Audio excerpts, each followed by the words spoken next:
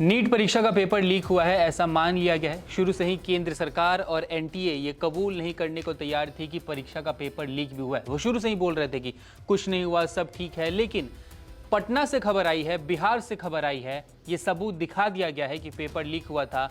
कबूलनामा हो चुका है कि पेपर लीक हुआ था। जो सबसे पहला आरोपी आयुष गिरफ्तार हुआ था, उसने मान लिया है कि हाँ, पेपर हमें मिला था एक दिन पहले। वो paper as it is match कर रहा था एग्ज़ाम वाले दिन। उस पेपर में जितने भी आंसर्स थे उस पेपर के, हमें रटाया जा रहा था, याद कराया जा रहा था, और ये कबूलनामा कोर्ट में पढ़ दिया गया है। अब ऐसे में सवाल ये है कि एनटीए शुरू से ही क्यों इस चीज़ को मना कर रहा था। ग्रेस मार्क्स को लेकर भी सवाल किए गए तो शुरू तक उसने कबूल नहीं किया। जब मामला सुप्रीम कोर्ट पहुंचा तब उसने कबूल किया था। बाद में बोला कि हाँ, ग्रेस मार्क्स में गड़बड़ी हो सकती है। बाद में छात्रों ने बोला कि भाई सीबीआई जांच बिठाइए, पेपर लीक मामले का क्या हुआ। 19 लोगों को गिरफ्तार किया गया था बिहार से, अभी तक उस पर कोई अपडेट नहीं है। लेकिन मैं अपडेट लेके आया हूँ। सबसे पहले आपको बताऊंगा कि उसने क्या कबूल किया है, आयुष ने क्या बताया है, और उसके बाद से कोर्ट ने क्या कहा है, पुलिस ने कोर्ट में क्या कहा है, अपने एफआईआर में क्या लिखा है, इन सब के बारे में आपको बताऊंगा। आयुष पुलिस को बताता है कि पटना के लर्न हॉस्टल में मुझे 4 मई को लाया गया था। मुझे प्रश्न पत्र उत्तर सही दिया गया और याद करने के लिए कहा गया। आज की परीक्षा में सभी प्रश्न 100% मिले थे, यानी मैच किए हुए थे। मेरे साथ वहाँ 20 से 25 परीक्षार्थी और भी मौजूद थे। उनको भी प्रश्न पत्र उत्तर सही दिया गया और रटाया गया। ये बयान है आयुष का, जो सबसे पहले गिरफ्तार हुआ था पटना में जब वो एग्ज़ाम देने जा रहा था। खबरें मिली थी कि एक वाइट कार में कुछ लोग हैं जो कि पेपर लीक मामले में भागने की कोशिश कर रहे हैं। उनके साथ कुछ अभ्यर्थी हैं जिनको पेपर का जो आंसर है वो रटाया गया है, और वो फिलहाल बैठ के एग्ज़ाम दे रहे हैं। आयुष ने जो बातें कबूली, उसके बाद से आपको धर्मेंद्र प्रधान का बयान बताते हैं, जो कि केंद्रीय मंत्री हैं, शिक्षा मंत्री हैं। अभी अभी उन्होंने अपना कार्यभार संभाला और संभालते ही बोल दिया कि एनटीए जो है वो बहुत ही साफ सुथरी ऑर्गेनाइजेशन है, उसमें कोई धांधली नहीं हो सकती, फुल प्रूफ ऑर्गेनाइजेशन है। और उन्होंने भी पेपर लीक की बात मानने से इनकार कर दी। केंद्रीय मंत्री बोलते हैं कि नीट परीक्षा में पेपर लीक का कोई सबूत नहीं मिला है।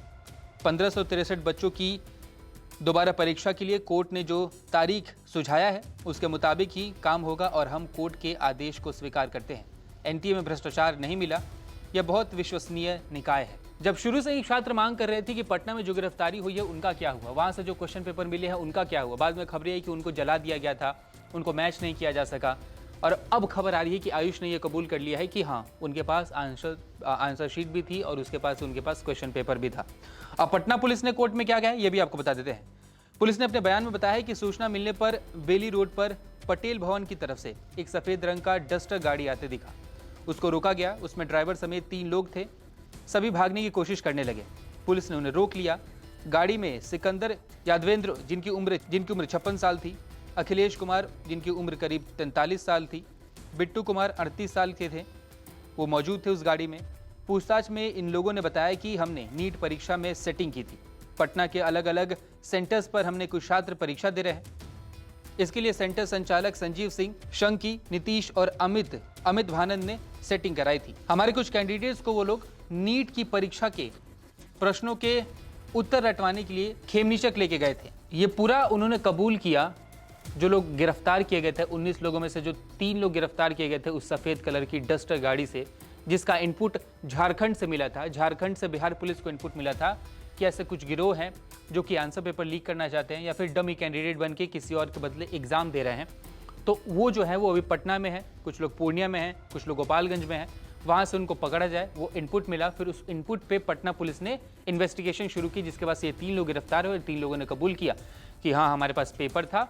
हम एक दिन पहले एक जगह पे कुछ स्टूडेंट्स को लेके गए, वहाँ पे हमने उन्हें आंसर रटवाया, याद करवाया, जिसके बाद से वो ठीक से एग्जाम दे सके। जो पटना से गिरफ्तारी हुई थी, जब पूरे बिहार से गिरफ्तारी हुई थी, उसमें एक और एंगल निकल के सामने आया है, एक और जानकारी सामने आई है। जब पटना पुलिस ने कोर्ट में अपनी बातें रखी हैं, एक एक करके इन सभी बातों की पहलू दर पहलू पहली खुलती जा रही है। अब देखिए, जो पटना से गिरफ्तारी हुई थी 19 लोगों की, उनमें से 14 लोग तो सिर्फ पटना से गिरफ्तार हुए थे, 4 मेडिकल स्टूडेंट थे, और पूर्णिया से भी 4 लोगों को गिरफ्तार किया गया था, सभी मेडिकल स्टूडेंट्स थे। इसके साथ गोपालगंज से एक आदमी को गिरफ्तार किया गया था। जो पूर्णिया से लोग गिरफ्तार किए गए थे, जो लोग पटना से गिरफ्तार किए गए थे, और जो एक आदमी गोपालगंज से गिरफ्तार किया गया था, उन सब का कनेक्शन राजस्थान से है। कुछ लोगों का राजस्थान से है, कुछ लोग बिहार के अलग अलग जिलों से हैं, एक डमी कैंडिडेट महाराष्ट्र का भी है। अब मैं राजस्थान कनेक्शन क्यों बता रहा हूँ, हमने कुछ दिन पहले एक डिस्कशन किया था इसी नीट परीक्षा के रिजल्ट पे, जिसमें हमें पता चला था राजस्थान के सवाई माधोपुर में कुछ लड़कियां एग्जाम देने गई। वहां पे एग्जाम जब वो देने गई तो वो हिंदी मीडियम से एग्जाम देने गई थी, लेकिन उन्हें इंग्लिश का पेपर दे दिया गया। अब होता क्या है कि अगर आप एग्जाम देने जाते हो और आपको पेपर गलत मिल जाता है तो पेपर चेंज कर लिया जाता है। आपको इजाज़त नहीं होती, जब तक एग्जाम खत्म ना हो जाए तब तक आप कोई भी क्वेश्चन पेपर बाहर लेके नहीं जा सकते हो। वो बीच में ही क्वेश्चन पेपर बाहर लेके चली गई थी। इस पर भी बहुत बड़ा बवाल हो गया था कि आखिर एनटीए जो इतना विश्वसनीय ऑर्गेनाइजेशन है, जो एग्जामिनेशन कराता है, उसको एग्जाम कराने की ही जिम्मेदारी दी गई है, उसका काम है एग्जाम कराना है, तो कोई कैसे ऐसे पेपर लेके जा सकता है।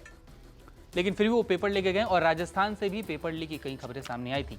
उसके बाद से राजस्थान का ये लिंक जुड़ना और पेपर लीक होना, ये बात कबूल की है पटना पुलिस ने। पटना पुलिस ने अपना बयान दर्ज करवाया है। अब क्या इस पे एनटीए कुछ और बोलेगा या फिर हमारे केंद्रीय शिक्षा मंत्री धर्मेंद्र प्रधान कुछ और बोलेंगे? क्योंकि इस बात का संज्ञान लेना ज़रूरी है कि अगर पेपर लीक हुआ है तो ये सिर्फ 20-25 बच्चों के पास नहीं पहुंचा होगा, बहुत जगहों पे पहुंचा होगा। और इसी वजह से जो नीट एस्पिरेंट्स हैं वो बोल रहे हैं कि री एग्जामिनेशन होना चाहिए, आपको फिर से परीक्षा लेनी होगी। और इसी वजह से वो एनटीए पे ये आरोप लगा रहे हैं कि वो ग्रेस मार्क्स कबूल करके, कि उन्होंने गलती से ग्रेस मार्क्स में उनसे कुछ गलती हुई है, उसको कबूल करके वो अपनी कमियां छिपाना चाहते हैं कि पेपर लीक हुआ था, इसमें धांधली हुई थी। अब देखते हैं इस पे अगला अपडेट क्या आता है। जैसे ही कोई अपडेट आएगा हम आप तक जरूर पहुंचाएंगे। नमस्कार, मैं हूं मानक गुप्ता।